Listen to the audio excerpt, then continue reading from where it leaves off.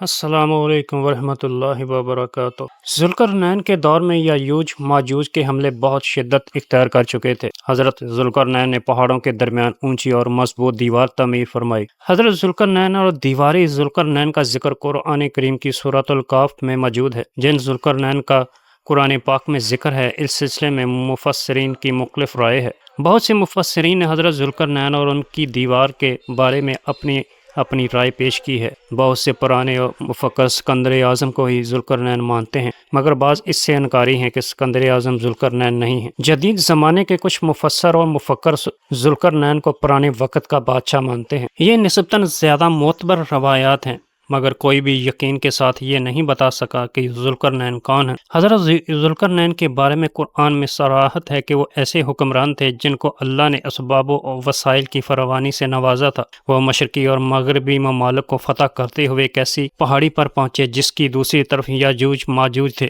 قرآن کریم کی سورۃ الکہف میں بے حوالہ یاجوج ماجوج حضرت ذوالقرنین کے حالات بیان کرتے ہوئے فرمایا گیا کہ جب وہ اپنی شمالی مہم کے دوران پہاڑوں کے درمیان پہنچا تو وہاں انہیں ایسی قوم ملی جس کی زبان ایسی تھی جس کو اس زبان کے بارے میں کوئی سمجھ نہ آتی تھی کہ وہ کیا کہہ رہی ہے۔ جب ذوالقرنین کے ان کی زبان کے ترجمان کے ذریعے بات چیت کی تو انہوں نے عرض کیا کہ یاجوج ماجوج اس سرزمین پر فساد پھیلاتے ہیں، لہٰذا تو ہمارے اور ان کے درمیان ایک دیوار تعمیر کر لے۔ اس طرح حضرت ذوالقرنین نے اس قوم سے فساد کو ختم کرنے کے لیے ایک ایسی دیوار بنائی جو کہ بہت ہی مضبوط اور بہت ہی وسیع تھی۔ اس دیوار کو لوہے اور پگھلے ہوئے تانبے سے تیار کیا گیا تھا۔ جس دیوار کے بنتے ہی وقتی طور پر یاجوج ماجوج کا فتنہ تو ختم ہو گیا، مگر جب یہ دیوار مکمل ہوئی تو حضرت ذوالقرنین نے اللہ تعالیٰ کا شکر ادا کیا کہ اللہ تعالیٰ تیرا لاکھ لاکھ شکر ہے، تو نے ان لوگوں سے دوسرے لوگوں کو محفوظ فرمایا۔ حضرت ذوالقرنین نے لوگوں کو یہ بھی آگاہ کر دیا تھا کہ یہ دیوار بہت ہی مضبوط بنی ہے، لیکن اس دنیا میں جو بھی چیز بنائی گئی ہے یہ ایک نہ ایک دن اس کو ختم ہونا ہے۔ جب میرے رب کا حکم ہوگا تو یہ دیوار گر جائے گی۔ یاجوج ماجوج کے بارے میں یہ سوال کیا جاتا ہے کہ یاجوج ماجوج کس نبی کی اولاد ہیں؟ یاجوج ماجوج حضرت نوح علیہ السلام کے تیسرے بیٹے یافس کی اولاد میں سے ہیں۔ مفسرین کا کہنا ہے کہ یاجوج ماجوج انسانی نسل کے دو بڑے قبیلے گزرے ہیں جو ارد گرد کے لوگوں پر بہت ظلم کرتے تھے۔ قرآن مجید کی آیات اور تورات سے یہ معلوم ہوتا ہے کہ یہ لوگ شمالی مشرقی ایشیا میں رہائش پذیر تھے۔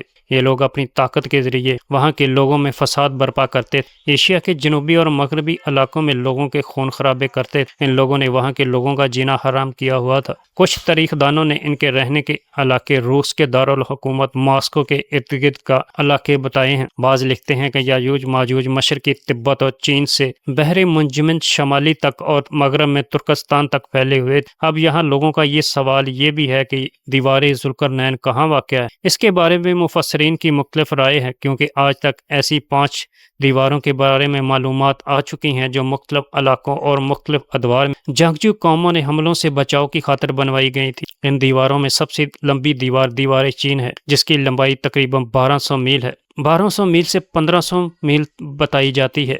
یہ دیوار اب تک موجود ہے، لیکن یہ دیوار نہ تو لوہے اور تانبے سے بنائی گئی اور نہ یہ کسی چھوٹے کوہستانی درے میں ہے۔ بعض محققین کا یہ کہنا ہے کہ یہ دیوار مغرب ایک کوہستانی درے میں تعمیر کی گئی ہے، لیکن یہ دیوار سیلاب کے پانی کو روکنے اور جمع کرنے کے لیے تعمیر کی گئی تھی۔ ویسے بھی وہ لوہے اور تانبے سے نہیں بنی ہوئی۔ چند علماء و محققین گواہی کے مطابق سرزمین قفقاز مین دریائے ہزر اور دریائے سیاہ کے درمیان پہاڑوں کا ایک سلسلہ ہے جو ایک دیوار کی طرح شمال اور جنوب کو ایک دوسرے سے جدا کرتا ہے۔ اس میں ایک دیوار کی طرح کا درہ بھی موجود ہے۔ اس میں ایک لوہے کی دیوار بھی نظر آتی ہے۔ اسی بنا پر کچھ لوگوں کا نظریہ یہ ہے یہ دیوار ہی ذوالقرنین دیوار ہے، اگرچہ دیوار ذوالقرنین بڑی مضبوط بنائی گئی ہے جس کے اوپر چڑھ کر اس دیوار میں سوراخ کر کے ادھر آنا ناممکن ہے، لیکن جب اللہ تعالیٰ کا وعدہ پورا ہوگا تو اللہ تعالیٰ اس دیوار کو گرا دے گا، کیونکہ اللہ تعالیٰ نے فرمایا ہے کہ قبل از قیامت یاجوج ماجوج کا ظہور ہوگا۔ صحیح بخاری میں ہے کہ حضرت محمد مصطفیٰ صلی اللہ علیہ وآلہ وسلم اس دیوار میں تھوڑے سے سوراخ کو فتنے کے قریب ہونے سے تعبیر فرمایا۔ اس حدیث پاک میں یہ بھی ذکر کیا گیا ہے کہ یاجوج ماجوج ہر روز اس دیوار کی کھدائی کرتے ہیں اور پھر کل کے لیے چھوڑ دیتے ہیں، لیکن جب اللہ نے ان کا خروج کرنا ہوگا تو وہ کہیں گے کہ کل انشاءاللہ اس کو کھودیں گے۔ پھر اگلے دن وہ اس دیوار کو کھودنے میں کامیاب ہو جائیں گے اور زمین میں فتنہ اور فساد پھیلائیں گے، یعنی انسانوں تک کو کھانے سے گریز نہیں کریں گے۔ تو اللہ تعالیٰ کی طرف سے حضرت عیسیٰ علیہ السلام کو حکم ہوگا کہ وہ مسلمانوں کو کوہ طور کی طرف جمع کر لے، کیونکہ اللہ تعالیٰ کا حکم ہوگا کہ یاجوج ماجوج کا مقابلہ کرنا کسی انسان کے بس کی بات نہیں۔ حضرت عیسیٰ علیہ السلام اپنے ساتھیوں کے ہمراہ ایسی جگہ کھڑے ہوں گے جہاں غذا کی سخت قلت محسوس ہوگی۔ لوگوں کے کہنے پر حضرت عیسیٰ علیہ السلام یاجوج ماجوج قوم کو بد دعا دیں گے۔ حضرت عیسیٰ علیہ السلام کی بد دعا سے اللہ تعالیٰ یاجوج ماجوج قوم کی گردنوں اور کانوں میں کیڑے مکوڑے پیدا کر دے گا، جس کے پھٹنے سے یاجوج ماجوج کی بربادی ہو جائے گی اور یہ سب مارے جائیں گے۔ ان کی لاشیں پوری زمین پر پھیل جائیں گی۔ پھر حضرت عیسیٰ علیہ السلام اللہ تعالیٰ سے دعا کریں گے تو اللہ تعالیٰ اونٹ کی گردنوں کے برابر پرندے زمین پر اتارے گا جو ان کی لاشوں کو زمین سے غائب کر دیں گے۔ اس کے بعد اللہ تعالیٰ بارش برسائے گا جس سے ساری زمین پاک اور صاف ہو جائے گی اور ہر طرف خوشحالی اور سبزہ ہی نظر آئے گا۔